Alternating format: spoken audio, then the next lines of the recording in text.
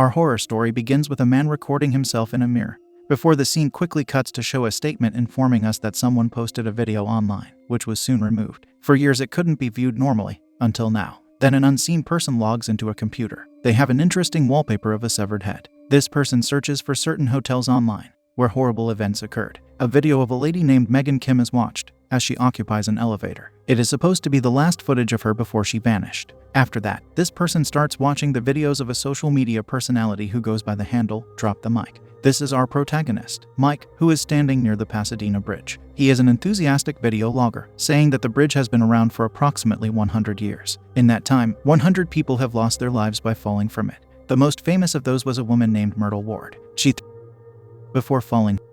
The reason for it is so they could be in the afterlife together. Though as bad luck would have it for Myrtle, her baby survived because branches saved it. The mother lost her life. People say her ghost can be heard wandering the bridge at night in search of her baby. Although Mike covers disturbing topics, he also throws in humorous elements. In his next video, Mike introduces his fiancée, Jess. She says that she finds Mike's material to be unsettling. Afterward, he takes his viewers into his workroom. One of his co-workers, Nick, sits behind a computer, too shy to show herself. He then is about to introduce his director of photography, Chris. Instead of the man, he shows a severed prop head. It looks very much like the wallpaper of our unknown viewer. Mike calls it Fred the Head. Of course, after this fun moment, we get to see Chris. Mike's next video has the man saying he could get sponsored for $250,000 if certain conditions are met. He wants his viewers to tell him what horrific locations they would like him to visit. If they don't do it, Fred the Head will be sad. In another video, Mike's face is painted white to commemorate Mike Myers from Halloween. The background music is even the Halloween. Mike says that a serial murderer named David almost dumped one of his deceased victims on the street he currently walks on.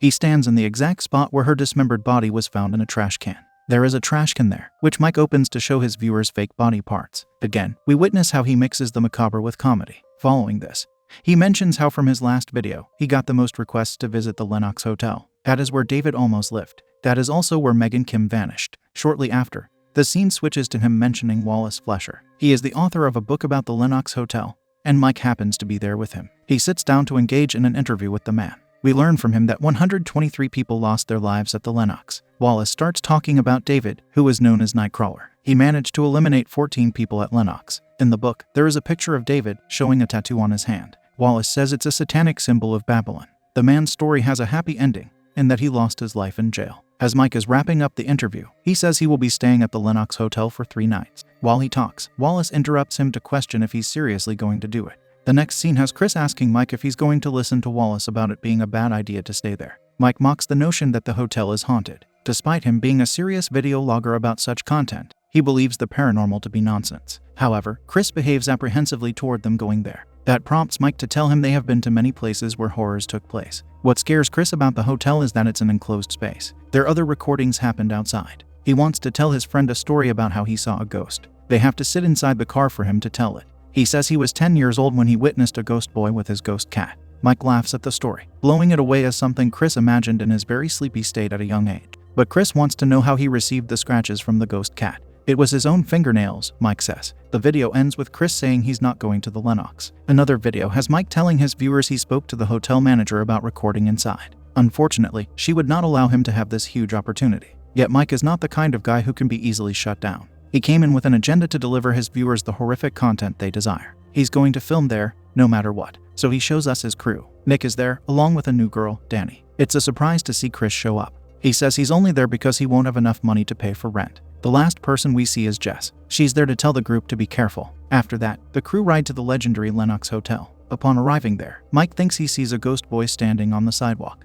The annoyance of being in the city soon shows itself, with a pestering window cleaner coming to clean the front window. Mike tells him to leave, making the cleaner insult the video logger. He also wishes Mike an early grave because he was insulted back. Shortly after, they enter the hotel. Inside the elevator, Mike says that this is where Megan was last seen. The spookiness begins early for the gang. They go to the 14th floor, and Nick enters her room first. Then Mike shows the room where David lived when he claimed his 14th victim. Chris says he is not staying in there. His fear causes Mike to remind him that the crimes took place 30 years ago. Danny enters the room fearlessly, along with Mike. Chris, however, knocks on Nick's door. Once he asks if he could stay with her, she just laughs. The next time his camera turns back on, he enters the room that belonged to David. It looks like Nick didn't accept him. Inside the room, Mike asks him to get some water from the refrigerator. As he opens it, Fred the Head falls out, frightening. Afterward, the crew film outside. Mike shows his fans the dumpster where David disposed of his dismembered victim. Back inside, he shows the fire escape David would use to sneak up to the roof. Up there is where David would perform satanic rituals before going to the city to find his next victim. From there, the group sees something unusual that fits their channel. A man lies on the ground, blood seeping out of him. We wonder what happened to him. The arrival of night brings with it their decision to use a drone to shoot the city. Back in their special room, Mike says he got a black light which he can use to pick up bad energy. So the crew start using it in the dark. Chris thinks he heard something coming from the vent. He comes closer to listen, only to have Mike continue with his goofy persona, saying someone is coming to get him. As the gang is about to sleep, Chris says it's going to be like sleeping in a graveyard. We see he sleeps in one bed with Mike, while Danny gets a bed to herself. Due to Chris's fear, Danny jumps onto their bed to sing a lullaby for him. After goofing around for a short time, the friends start going to sleep. Seconds later, they hear a sound, which makes Mike realize Fred the head has fallen from the place he put it.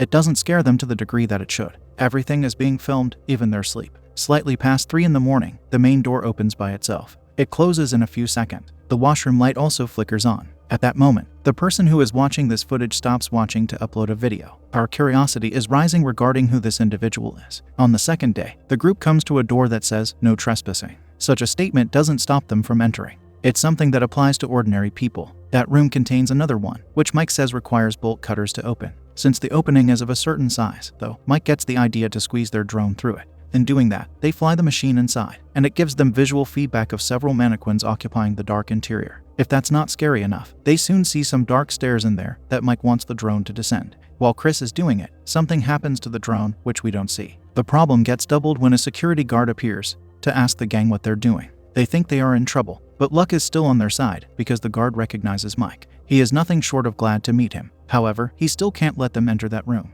At that point, Mike introduces the guard to his followers. The guard, Tony, gets asked if he would like to work as a guard on a big studio lot. Tony thinks that's an incredible offer. He tells Mike he could give him the key tomorrow because the manager will have a meeting. One last thing Mike wants to know is if Tony has any insider knowledge about Megan. The guard mentions an elevator ritual. He tells Mike to look it up online. Then he should rewatch the Megan video with his new knowledge in mind. Later, Mike learns there is a popular Korean game called Elevator Ritual. A hotel has to have at least 10 floors for the game to be playable. He starts describing the rules of the game to his friends. At some point during the game, a woman is supposed to enter the elevator. By the end of it, the player is supposed to enter another world. After his explanation, they start watching the Megan video again to see her press the buttons under the game rules. Mike notices she pressed the buttons backward. He thinks by doing it that way, she was trying to undo whatever she did. Slightly past midnight, Mike decides to take part in the elevator ritual. He has to do it alone because those are the rules. Just for him, Tony shuts off the camera inside for 10 minutes. Those are the kinds of perks Mike gets for being famous. He starts playing the game by visiting certain floors. As he plays, he hears some sounds. They don't scare him, though he thinks it's somewhat strange. Once the elevator stops on the 5th floor,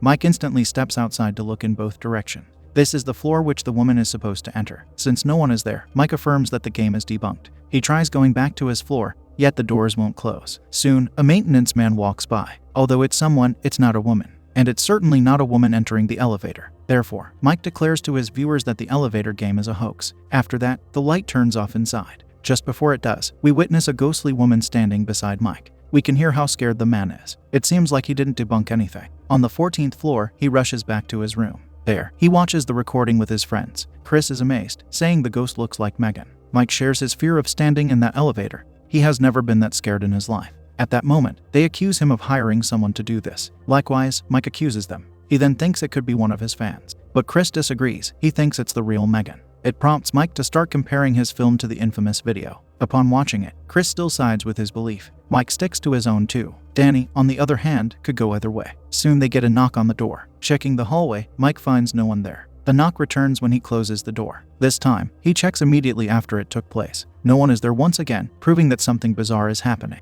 Adding a moment of peace to the group's experience, Jess messages Mike to Skype with him. On the video call, she tells him she is pregnant. She is happy. Mike expresses happiness too. After the call, he can't contain his excitement. At another time, the crew hears strange noises, which make them wonder what they are. Chris goes to check on Nick. Inside her room, she cries to him not to disturb her. The editor has a nosebleed for some reason. Obeying her words, Chris returns to the hallway, and the lights conveniently go out. He sees someone stand up in the distance. His head falls back, unnaturally low. This can only inject fear into Chris, who quickly gets Mike to tell him about it. The lights come back on once Mike comes out with Danny. The person who was there has now vanished. This makes the gang use the fire escape to venture onto the rooftop. There, they locate a food tray stranding atop a big satanic symbol. Ever fearless, Mike uncovers the lid to reveal a dish full of maggots. The unsettling strangeness is truly going out of control. Mike believes the food to be a tongue. He picks it up, acting goofy again. There's nothing quite like making a joke out of something disturbing. He's a man who will never allow the harshness of the world to get to him. Chris shows opposite emotions. Mike has to calm him by saying demons aren't real. He even gives him a pill to calm his nerves. Following this, Mike checks on Nick. Out of nowhere, she starts crying.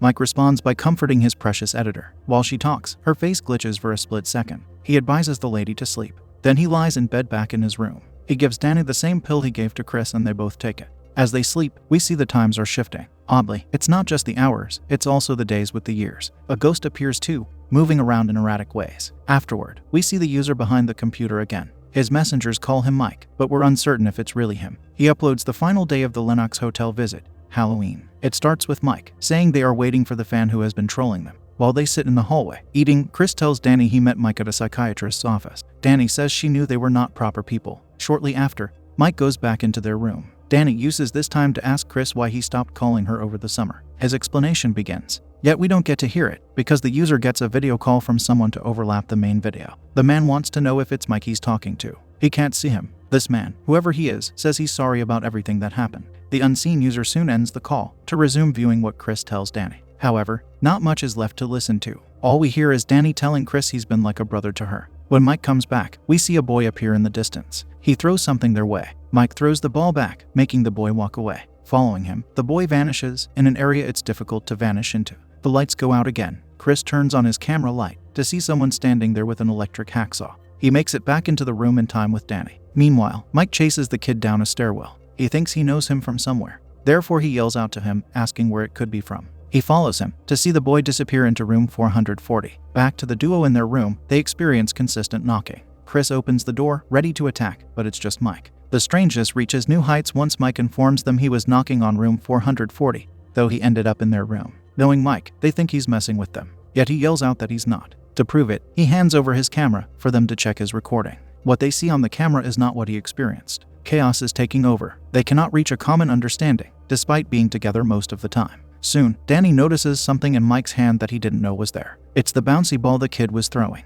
Mike throws it into the sink due to it being covered in blood. At that point, Chris has had enough. He wants the police involved. Instead of that, Mike decides to go a few steps lower, calling Tony the guard. The next scene has the man knocking on room 440 with Mike nearby. An elderly woman opens the door. Tony asks if there is a young boy there, to which she replies there isn't. The chaos escalates, causing our protagonist to sink deeper into his confusion. He resorts to having a video call with Wallace, the author of the book on the Lenox Hotel whom we saw earlier. Mike asks him if anything bad happened in room 440. The expert gives a positive, saying that in the 90s, a detective entered that room to investigate a crime. However, nothing good came from his being there. When he left, only evil followed him because he murdered his wife. The detective also had 2 sons that he took into room 440. He slaughtered one of them in the same way he slayed his wife. The other son ran off into the boiler room. As bad luck would have it, a maintenance man was there to finish him off. After receiving that information, we see how upset Mike is. Something disturbing finally ended up affecting him. Shortly after, they hear Chris screaming in their room.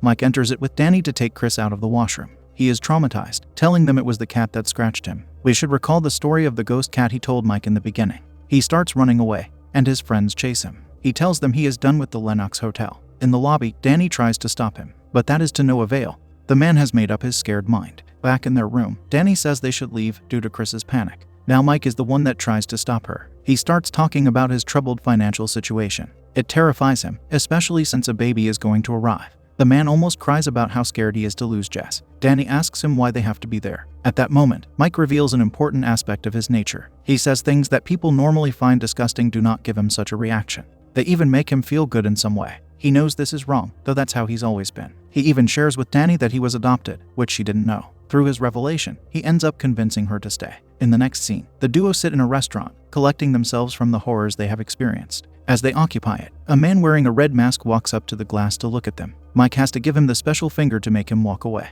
Outside, they witness a person lying lifeless on the ground. It is none other than the elderly woman from room 440, because Mike recognizes her friend standing there. Keeping the tension in high gear, Danny sees the red-masked man standing in the distance looking at them. He is the reason she tells Mike they should go. Back in the hotel, he is following them. A chase ensues, with the duo trying to make it back into their room while avoiding this mysterious stranger. They encounter bizarre people along the way. Near their room, the red-masked man approaches them from the stairs. Chris happens to be the hero who jumps on him to remove his mask. It prompts the man to run away, having Tony chase him. Danny hugs Chris, crying. It doesn't take long for the guard to escort both of them out. That leaves Mike alone with Nick. He enters her room, seeing her trying to jump out of the window. Thankfully, he stops her in time. The lady is traumatized for some reason, despite not going through the hell the rest of them did. Perhaps she went through her own hell we didn't see. Mike is forced to contact her family, who arrived to take her away. So now Mike is left alone in his room, the only man who can handle the fear. He has a Skype call with Jess. She cries because she had a bad dream. She also feels like he's in danger